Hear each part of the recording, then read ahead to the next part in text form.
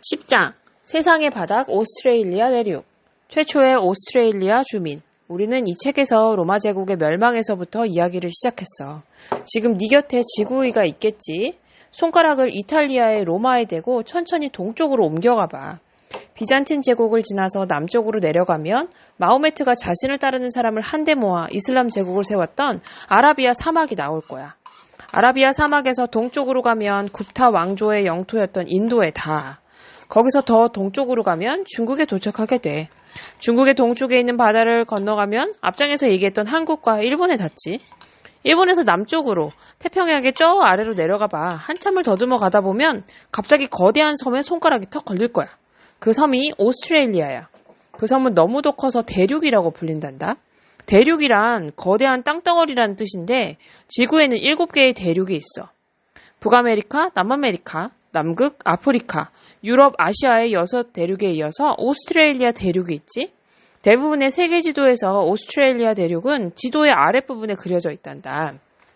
인도에서는 굽타 왕조, 중국에서는 당 왕조, 일본에서는 야마토 왕조가 통치하고 있을 때 오스트레일리아 대륙에서는 왕존이 통치니 하는 개념조차도 없었단다. 당시에 오스트레일리아 사람들은 유목 생활을 했어. 집을 짓고 마을을 이루어서 한 사람의 왕의 지배를 받으며 사는 게 아니라 작은 무리를 지어서 아무데로나 떠돌아다니면서 식물을 캐먹고 물고기와 짐승을 잡아먹고 살았던 거야. 그 유목민들이 도대체 어디에서 왔는지는 아무도 모른단다. 그러나 그들의 전설에 의할 것 같으면 그들은 이 세상이 처음 생겼을 때부터 그곳에 살았다고 해. 오스트레일리아 대륙의 이 유목민들을 지금 우리는 에보리진이라고 불러. 이 말은 처음으로부터 라는 뜻의 라틴어에서 유래한 말이야. 지금으로부터 1000년도 더 전에 살았던 어느 에보리진 소년의 하루를 상상해 보기로 할까? 루루라는 소년이 있었다. 루루는 오스트레일리아 대륙 남쪽에서 살던 어느 씨족, 혈연 관계에 있는 사람들의 무리의 구성원이었다. 루루는 씨족 내의 모든 성인 남자들을 아버지라고 부르고 모든 성인 여자들을 어머니라고 불렀다. 그에게는 날마다 잠들기 전에 옛날 이야기를 들려주고 루루가 누나의 머리에 진흙을 쳐바르는 장난을 치면 꾸중을 하는 어른이 36명이나 있었다. 씨족의 아버지들은 루루가 7살이 된 지난해부터 그에게 사냥을 가르쳤다. 처음에는 바다에 나가서 물고기를 잡는 방법을 가르쳤다. 루루는 정말 신이 났다. 얼마 전에 바다에 나갔을 때는 어른들이 거대한 바다소 2마리를 잡는 걸 거들기도 했다. 바다소 고기를 잘게 썰어 거기에다 바다소의 기름을 굳힌 것을 얹어서 먹었을 그때를 생각하면 루루는 지금도 입에 군침이 돌았다. 그러나 지금은 씨족이 바다로부터 멀리 떨어진 내륙에 와 있었다. 비가 내리지 않는 시기인 건기였기 때문에 식량이 점점 떨어져가고 있었다. 어느 날 깊은 밤에 루루는 박쥐를 1마리 잡아서 불에 굽고 또 이끼를 한 움큼 뜯어서 불에 살짝 구워서 누나하고 같이 먹었다. 불에 살짝 구운 이끼는 루루가 제일 좋아하는 별미였다. 파삭파삭 씹히는 그 맛이 아주 일품이었다. 그러나 루루의 배를 채워줄 이끼마저도 그리 많지 않았다. 아침이 되자 다시 배가 고팠다. 물론 씨족의 다른 사람들도 배고프기는 다 마찬가지였다. 그래서 루루는 두 아버지와 함께 이른 아침에 먹을 것을 구하러 나갔다. 길을 나서기 전에 그들은 어젯밤 피웠던 화투불이 식은 채에다 진흙을 버무린 반죽을 온몸에 칠했다. 사냥 나가기 전에 그 반죽을 온몸에 칠하는 까닭은 그 반죽이 사람 냄새를 없애주기 때문이었다. 그걸 몸에 바르고 나가면 그들의 사냥감인 캥거루들이 사람 냄새를 맡지 못했다. 그들은 마을에서 가장 가까운 곳에 있는 샘터 쪽으로 길을 떠났다. 샘터에 도착해보니 땅에는 온통 캥거루 발자국이 찍혀 있었다. 그러나 샘은 거의 바닥에 드러나 있었다. 사냥을 하러 다니려면 우선 물부터 넉넉하게 마셔두어야 했다. 그래서 루루는 아버지들과 함께 손으로 샘을 더 깊이 파기 시작했다. 한참을 파니 구덩이가 너무 깊어져서 루루는 배를 땅에 깔고 두 손을 힘껏 아래로 뻗어야 했다. 이윽고 루루의 손가락 끝에 무언가 물컹하고 축축한 것이 닿았다. 루루는 너무 기뻐서 자기도 모르게 환호성을 질렀다. 루루의 손에 닿은 것은 개구리였다. 루루는 통통하게 살이 찐 시커먼 개구리를 구덩이에서 꺼냈다.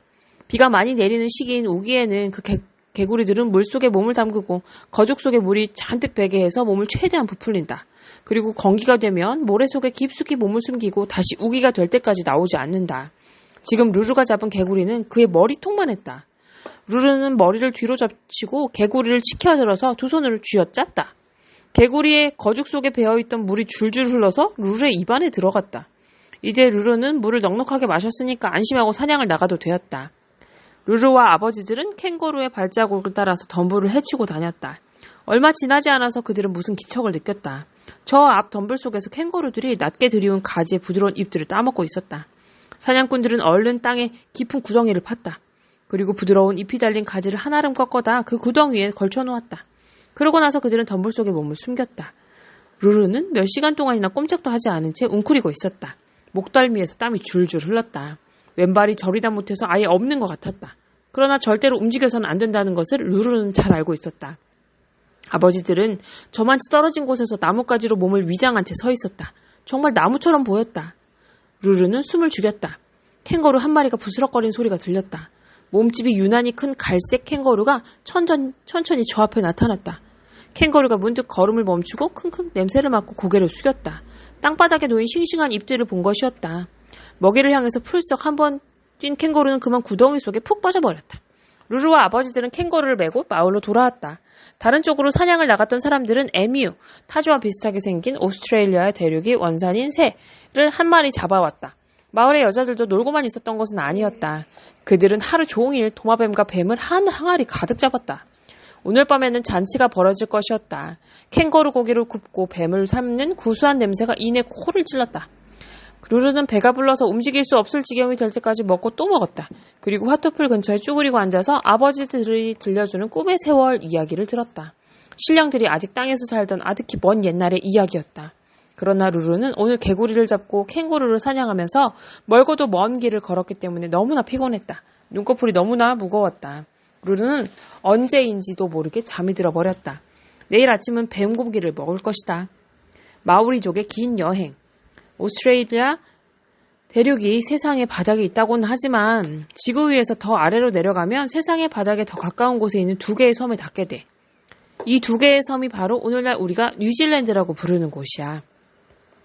오스트레일리아 대륙의 애보리진들이 언제부터 살았는지 아무도 몰라. 그러나 뉴질랜드 최초의 주민인 마오리족은 중세 초기 무렵에 그 섬에 들어온 것 같다.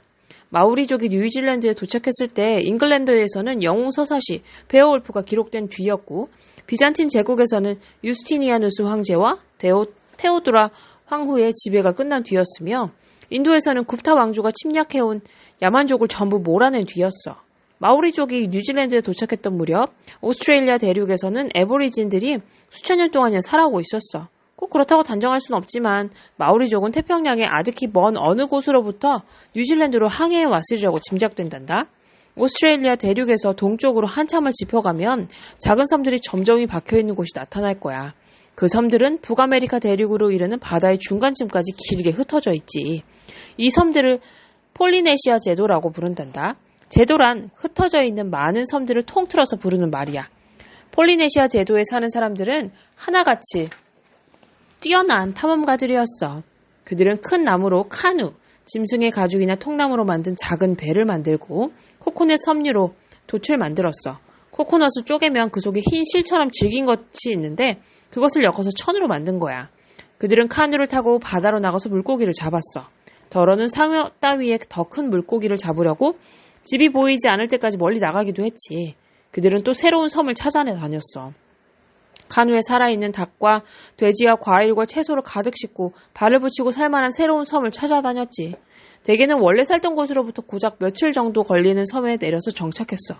그런데 어느 날 카누를 타고 떠난 한 무리의 사람들은 멈추지 않고 계속 나아갔어. 그들은 폴리네시아 제도가 수평선 너머로 사라져 보이지 않을 때까지 갔어. 그리고 눈에 보이는 것이라고는 아무것도 없는 바다를 몇 주일 동안이나 항해했지.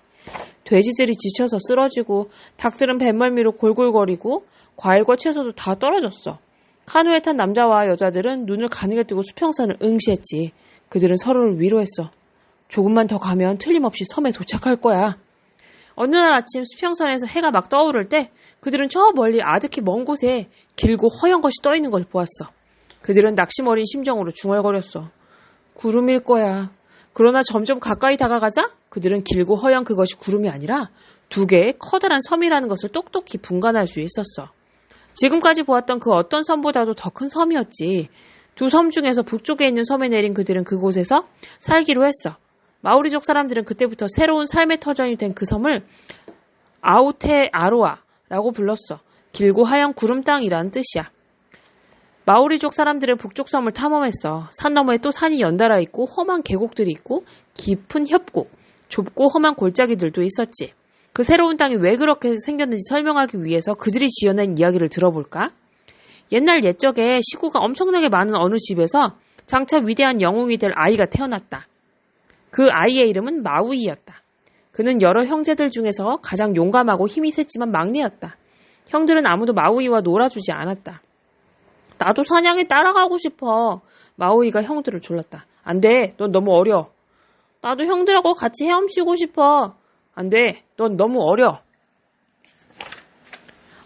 나도 형들하고 같이 물고기 잡으러 갈 거야. 안 돼. 넌 너무 어려. 마우는 늘 똑같은 형들의 대답에 신물이 났다. 그래서 어느 날 그는 낚싯대를 챙겨서 형들이 타고 나갈 카누에 미리 올라타서 몸을 숨겼다. 카누가 바다 한가운데까지 나갔을 때 마우이가 숨어있던 곳에서 껑충 뛰어나왔다. 그가 형들에게 말했다. 나도 왔어. 나도 고기를 잡을 수 있어. 미끼나 좀 줘. 형들은 난처한 표정으로 서로를 쳐다보다가 빽소리를 질렀다. 안 돼. 넌 고기를 잡을 수 없어. 안 돼. 넌 너무 어리다니까. 그러나 마우이는 기어이 고기를 잡아보겠다고 결심했다. 그래서 그는 미끼도 끼지 않은 낚싯바늘을 무턱대고 바다에 던졌다. 형들이 아무짝에도 쓸모없는 잔챙이나 잡고 있을 때 마우이는 세상에서 제일 큰 물고기를 낚았다. 바다 밑바닥에 사는 엄청나게 큰 물고기였는데 마우이가 줄을 잡아당기자 갑자기 온 바다가 부글부글 끓으며 솟아오르기 시작했다. 형들이 소리쳤다. 너 지금 뭐 하는 거야? 우릴 다 죽이려는 거야? 형들은 벌떡 일어나서 끝을 뾰족하게 깎은 나무칼로 그 거대한 물고기를 마구 찌르고 베었다. 엄청나게 큰 물고기는 물 위로 솟아와 햇빛을 받자 순식간에 땅으로 변해버렸다. 마우이의 형들이 나무칼로 마구 찌르고 벤 자국들은 산과 계곡이 되었다. 그 땅을 그들은 마오리 말로 테이카아 마우이라고 불렀다. 마우이의 물고기란 뜻이다. 마오리족 사람들은 지금도 뉴질랜드의 북쪽 섬을 테이카아 마우이라고 부른단다. 마우이와 그 거대한 물고기의 이야기는 동화일 뿐이지만 뉴질랜드의 섬들이 바다에서 솟구쳐 올라온 것만은 사실이야. 뉴질랜드의 섬들은 바다 밑바닥에서 화산이 폭발했을 때 분출한 용암과 화산재로 이루어졌어. 수면 위로 솟구친 용암이 바닷물에 식어서 바위가 되었고 세월이 흐르면서 그 바위에 흙이 쌓여서 지금과 같은 섬이 된 거야.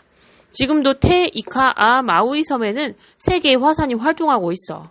화산 주위에는 1년 내내 뜨거운 물이 솟는 온천들이 있고 커다란 거품이 팍팍 터지면서 뜨거운 김을 내뿜는 진흙 웅덩이들이 수없이 널려 있단다. 마오리 쪽 사람들은 아마도 그러한 자연 현상들을 나름대로 이해하고 설명하기 위해서 마우이의 물고기 이야기를 지어냈을 거야.